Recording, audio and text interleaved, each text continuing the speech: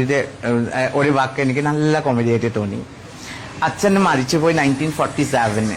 നരേന്ദ്രമോദിയുടെ date of birth 1950. First അവന്റെ സ്വന്തം അച്ഛന് കണ്ടുപിടിക്കട്ടെ. ആ കോമഡി അല്ലേ? 3 വർഷം അമ്മ പ്രഗ്നന്റ് ഉണ്ടാവില്ലല്ലോ. കറക്റ്റ് അല്ലേ? Hi guys, welcome back to new video. എല്ലാവർക്കും പുതിയൊരു വീഡിയോയിലേക്ക് സ്വാഗതം. പ്രധാനമന്ത്രി നരേന്ദ്രമോദിയുടെ പിതൃത്വത്തെ ചോദ്യം ചെയ്യുകയും അതിലൂടെ അദ്ദേഹത്തിന്റെ മാതാവിനെ അപമാനിക്കുകയും ചെയ്ത ജാൻമണി എന്ന് പറയുന്ന മേക്കപ്പ് ആർട്ടിസ്റ്റിന്റെ നില പരിങ്ങലിലാവുകയാണ്. മറ്റൊന്നുമല്ല, കേരളത്തിനകത്തും പുറത്തുമായിട്ട് നിരവധി പരാതികളാണ് ഇതിനോടകം തന്നെ രജിസ്റ്റർ ചെയ്യപ്പെട്ടത്. പ്രധാനമായിട്ടും ഡൽഹിയിലും അതേപോലെ തന്നെ ആസാമിലുമാണ് ഏറ്റവും അധികം പരാതികൾ ഇവർക്കെതിരെ രജിസ്റ്റർ ചെയ്യപ്പെട്ടതെന്നാണ് ഇപ്പോൾ പുറത്തേക്ക് വരുന്ന വിവരം. എന്തായാലും ഈ ഒരു വിഷയത്തിൽ പ്രധാനമന്ത്രി നരേന്ദ്രമോദിയുടെ ഓഫീസിലേക്കും ഒരു പരാതി പോയിട്ടുണ്ട്. എന്തായാലും ആ ഒരു പരാതിയുടെ വിശദാംശങ്ങൾ നമുക്കൊന്ന് കാണാം. അതിനു മുൻപ് ജാൻമണി ഈ പറഞ്ഞതിനകത്ത് എന്തെങ്കിലും സത്യാവസ്ഥ ഉണ്ടോ എന്ന് നമുക്കൊന്ന് പരിശോധിക്കണ്ടേ. ഇന്ത്യൻ പ്രധാനമന്ത്രി നരേന്ദ്രമോദിയുടെ പിതാവായിട്ടുള്ള ദാമോദർദാസ് മുൾചന്ദ് മോദി, അദ്ദേഹം ജനിക്കുന്നത് 1915 മരിക്കുന്നത് 1989. മരണസമയത്ത് അദ്ദേഹത്തിന്റെ പ്രായം 74 വയസ്സ്. നരേന്ദ്രമോദി ജനിച്ചത് 1950 സെപ്റ്റംബർ 17. അദ്ദേഹത്തിന്റെ പിതാവായ ദാമോദർദാസ് മുൾചന്ദ് മോദി 1989 അന്തരിക്കുമ്പോൾ നിലവിലെ ഇന്ത്യൻ പ്രധാനമന്ത്രിയായിട്ടുള്ള നരേന്ദ്രമോദിയുടെ പ്രായം 39 വയസ്സായിരുന്നു.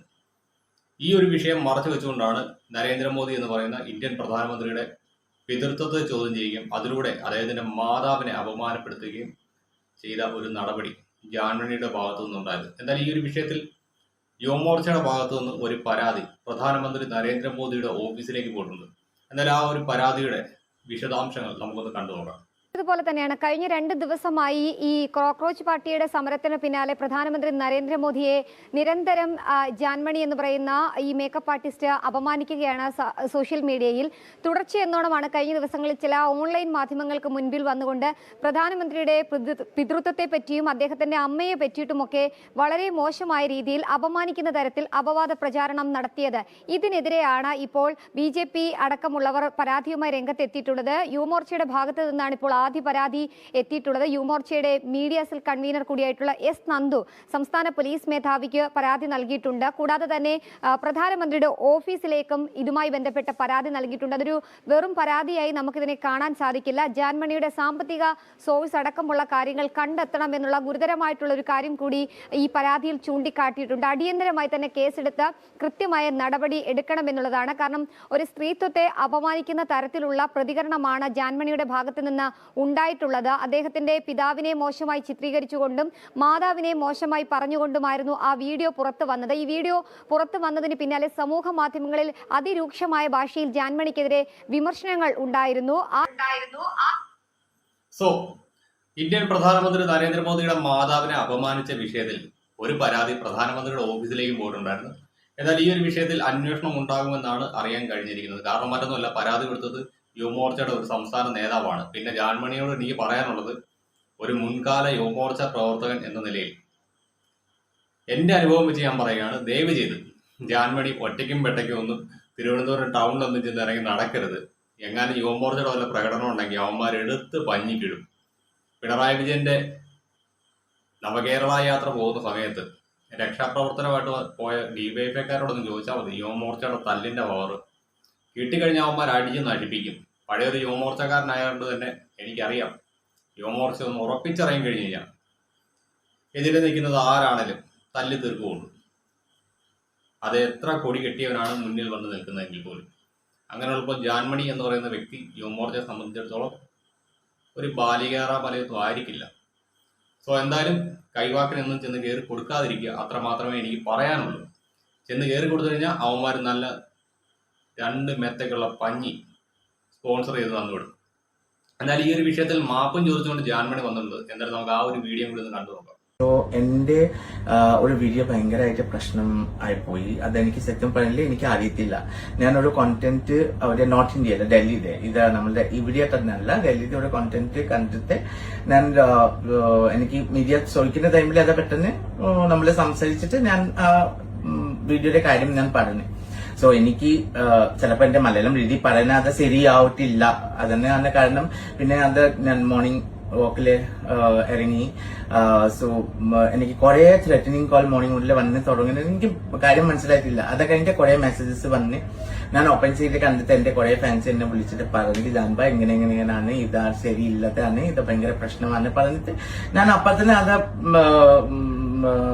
വീഡിയോ ഞാൻ എന്താ പറഞ്ഞ കൊടുക്കുന്ന ആൾക്കാരൊക്കെ വിളിച്ചിട്ട് ഞാൻ അത് മൊത്തം ഡിലീറ്റാക്കാൻ വേണ്ടി പറഞ്ഞു. പിന്നെ ഞാൻ എന്താ ചെയ്യാൻ എനിക്കറിയില്ല. കാരണം എനിക്ക് കുറെ ത്രെറ്റനിങ് കോൾസ് മീൻസ് കുറെ from Saudi Arabia, Abu Dhabi and from India, from Kerala, everywhere it was coming. So എനിക്ക് സെക്ടർ പറഞ്ഞ എനിക്ക് ആരൊക്കെ ഹേർട്ട് ആക്കുന്ന വേണ്ടിയല്ല, ഞാൻ ബേസിക്കലി നമ്മളുടെ PMക്ക് ഞാൻ ശരിക്കും അത് അമ്മയുടെ വേണ്ടിയല്ല. ഞാൻ I was just asking how come one person can become 3 years pregnant. That's what one question I was asking, not to the Modi ji. That was I'm asking that about this content. And that one's become like very much viral and people are very much angry, and I never thought like I wants to hurt anybody because I really don't want to hurt anyone. And എനിക്ക് എന്റെ കയ്യിലേക്ക് എന്തെങ്കിലും തെറ്റപ്പറ്റുന്നുണ്ടെങ്കിൽ obviously I'm so sorry. എനിക്ക് publicly ഞാൻ apologise പറയുന്നുണ്ടോ, കാരണം എനിക്ക് ഒരു ചെറിയ കുട്ടി വിചാരിച്ചിട്ട് നിങ്ങൾ ക്ഷമിക്കണം, കാരണം ഇതെന്റെ മേലിലേക്ക് എനിക്ക് പറയാനൊന്നുമില്ല, അതുണ്ടാവില്ലേ. പിന്നെ അപ്പൊ ഞാൻ ഈ പ്രശ്നം വന്ന് കഴിഞ്ഞിട്ട് ഞാൻ തിരിച്ചു പോയി ആരൊക്കെ അയച്ചു കൊടുത്ത് നോക്കിയിട്ട് ആ വീഡിയോ ക്ലിക്ക് ചെയ്തിട്ട് അത് മൊത്തം കോണ്ടന്റ് ഓൾറെഡി ഡിലീറ്റ് ആയി. അതെനിക്ക് ഇങ്ങനെ പിന്നെ ഞാൻ ഓപ്പൺ ആക്കാൻ പറ്റത്തില്ല. സോ അതിന് കാരണം പിന്നെ എനിക്ക് ഞാൻ ഗൂഗിളിൽ പോയിട്ട് എല്ലാവരും പറഞ്ഞ ഗൂഗിളിൽ പോയിട്ട് സെർച്ച് ചെയ്യുന്ന പറഞ്ഞിട്ട് ഞാൻ ഗൂഗിളിൽ പോയിട്ട് സെർച്ച് ചെയ്തിട്ട് എനിക്ക് മനസ്സിലായത് it's my mistake. So it is my mistake because I didn't check before I was giving any statement. So എനിക്ക് വളരെ വിഷമം വന്നെ. പിന്നെ ഞാൻ വർക്കിന്റെ അനുസരിച്ച് അത് ഞാൻ ലേറ്റ് ആയിട്ട് ഉണ്ടെങ്കിലും ഞാൻ ഒരു വീഡിയോ ഇടാൻ വിചാരിച്ചിട്ടുണ്ട്. കാരണം നമ്മളെ ഒരു unwantedly I don't want to hurt anyone because it's not deliberately ഞാൻ ചെയ്യുന്ന പോലെ അല്ല. ഇറ്റ് വാസ് ജസ്റ്റ് റാൻഡംലി സംസാരിച്ച് അതന്നെ അതിലെ ഈ കാര്യം വന്നത്. പക്ഷെ അത് പോസ്റ്റ് എങ്ങനെ ഫേസ്ബുക്കിൽ എവിടെയാ പോയത് അതെനിക്ക് കംപ്ലീറ്റ്ലി അറിയത്തില്ല. കാരണം ഞാൻ ഫേസ്ബുക്ക് നോക്കാറില്ല. പിന്നെ ഷൂട്ടിങ്ങിന്റെ കാരണം ഞാൻ ഫോണിൽ കണ്ടിട്ടില്ല. പക്ഷെ എനിക്ക് കുറെ കോൾസ് വന്ന് പിന്നെ അത് കഴിഞ്ഞിട്ടാണ് എനിക്ക് മനസ്സിലായി this is like very bad things is going on. So that's why I'm really sorry. So എന്റെ ഫാൻസ് മാത്രമല്ല എല്ലാവർക്കും മീൻസ് എല്ലാവർക്കും ഞാൻ ഹേർട്ട് ചെയ്യുന്നുണ്ടെങ്കിൽ I'm so sorry. For please don't take it seriously.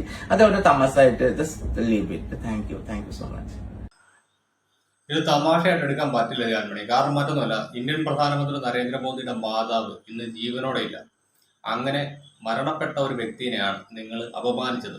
അതിന് യാതൊരു തരത്തിലും നിങ്ങൾ മാപ്പ് അർഹിക്കുന്നില്ല. അതുകൂടാതെ നരേന്ദ്രമോദി എന്ന് പറയുന്ന വ്യക്തിക്ക് ഇന്ന് 75 വയസ്സുണ്ട്. അതായത് ഈ രാജ്യത്തെ ഒരു സീനിയർ സിറ്റിസൺ ആണ് അദ്ദേഹം.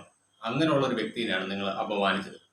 അതുകൊണ്ട് തന്നെ ഈ ഒരു വിഷയത്തിൽ യാതൊരു തരത്തിലുള്ള കോംപ്രമൈസിനും BJPയോ യുവമോർച്ചയോ തയ്യാറാവില്ല എന്ന കാര്യത്തിൽ എനിക്ക് 100% ഉറപ്പാണ്. അതുകൊണ്ട് തന്നെയാണ് ഞാൻ പറഞ്ഞത്, ദയവ് ചെയ്ത് യുവമോർച്ചക്കാരുടെ കയ്യിൽ ചെന്ന് പെടരുത്. പഴയൊരു യുവമോർച്ചക്കാരനായതുകൊണ്ട് തന്നെയാണ് ഞാൻ പറയുന്നത്, കിട്ടിയ അവന്മാർ പൊട്ടിക്കും. അവിടെ അവന്മാർ ഒരു ദാക്ഷിണ്യം കാണിക്കില്ല ഇങ്ങനെയുള്ള വിഷയങ്ങളിൽ.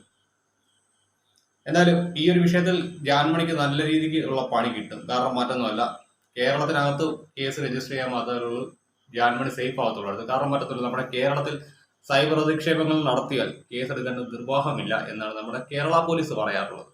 പക്ഷെ അതേപോലെയല്ല മറ്റ് സ്റ്റേറ്റുകളിൽ. ഡൽഹിയിലാണെങ്കിലും അസമിലാണെങ്കിലും കേസ് രജിസ്റ്റർ ചെയ്യുന്നുണ്ടോ അവർ നടപടി തുടങ്ങിയിരിക്കും. എന്നാലും എൻ്റെ ഒരു അഭിപ്രായത്തിൽ BJPയുടെയും RSSന്റെ ഒക്കെ ഫുൾ ടൈമർമാർ ധാരാളം പശ്ചിമ ബംഗാളിലുണ്ട്. അവിടെയും കൂടി പറ്റുമെങ്കിൽ ഒരു കംപ്ലൈന്റ് കൊടുക്കുക. കാരണം ഹിമന്ത ബിശ്വ ശർമ്മയുടെ ചേട്ടനാണ് ഇപ്പോൾ അവിടെ ഭരിക്കുന്നത്. അതുകൊണ്ട് തന്നെ ചേട്ടൻ എന്ന് പറഞ്ഞാൽ കൊളോക്കിലായിട്ട് പറഞ്ഞതാണ്. എന്താണോ ഹിമന്ത ബിശ്വ ശർമ്മ ആസാമിൽ കാണിക്കുന്നത് അത് തന്നെയാണ് ഇപ്പോൾ പശ്ചിമ ബംഗാളിലും അവിടുത്തെ മുഖ്യമന്ത്രിയും ചെയ്തുകൊണ്ടിരിക്കുന്നത്. പിന്നെ പശ്ചിമ ബംഗാളിലെ പോലീസിന് ഒരു പ്രത്യേകതയും കൂടിയുണ്ട്.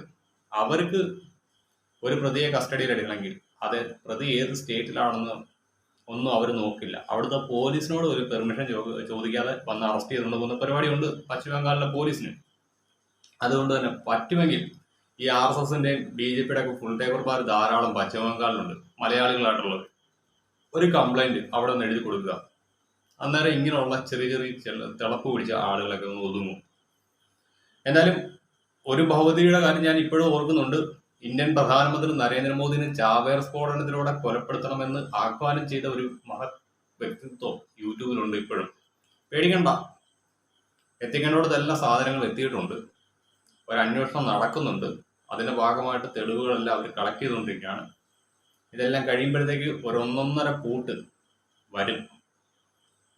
അപ്പോൾ ശരിയെന്നോ, ഓക്കെ ബൈ.